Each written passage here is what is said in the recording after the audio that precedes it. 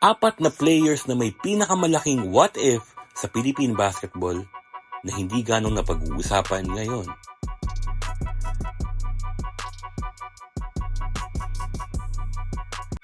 Umpisa natin to sa napakagaling na player pero sinira ng bawal na bisyo, si Jimwell Torreon. Ang napakagaling na player na to ay pinagmamalaki ng Cebu. Galing siya ng Cebu pero nakita siya sa Philippine basketball nung siya ay magdaro sa Red Bull under kay Coach Yeng Giao sa PBL. Hanggang sa ma-elevate niya ang Red Bull, naging expansion team sila at umangat sila ng PBA. At dun nga, napagpatuloy niya yung kanyang magandang laro.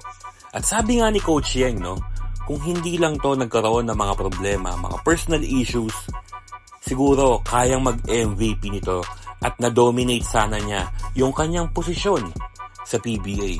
Isipin nyo, nung mga time na yon, dinodominate yung PBA nila Johnny A, nila Mike Cortez, nila Jimmy Alapag.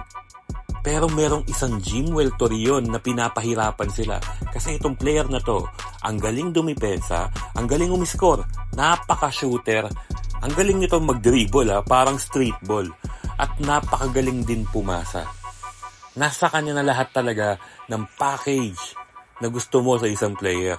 Ang problema lang, na-addict siya sa masamang bisyo, kaya yun, maagang natapos ang kanyang PBA career.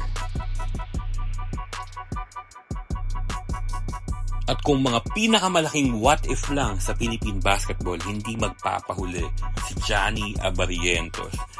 Ito yung grabing storya.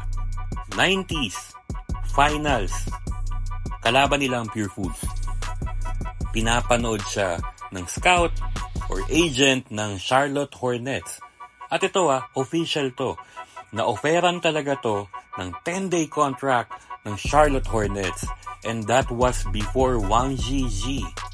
Siya sana yung first Asian NBA player, Hindi lang Filipino. Asian NBA player. Grabe yun, pare. Anyway, panoorin natin yung actual interview ni Johnny Abarrientos. He arrived, PBA games, Alaska versus Pure Foods. Tapos we won, I named best player, tapos yun, in-interview niya ako. He invited me and Coach Tim where he was staying in, if I'm not mistaken, Manila Peninsula pa that time. Manila Pen. So, in-invite niya kami for dinner so we can talk about it.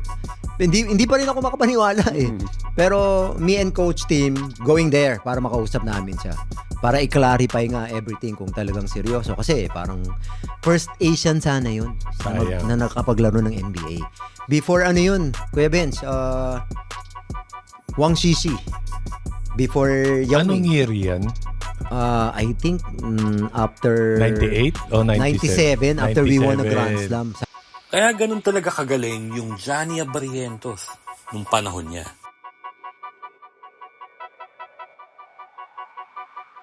At ang pinakauli, ang napaka-successful na NBA Filipino-American coach na si Erik Spoelstra. Alam naman natin, na may lahi talagang Pinoy to si Erik Spoelstra.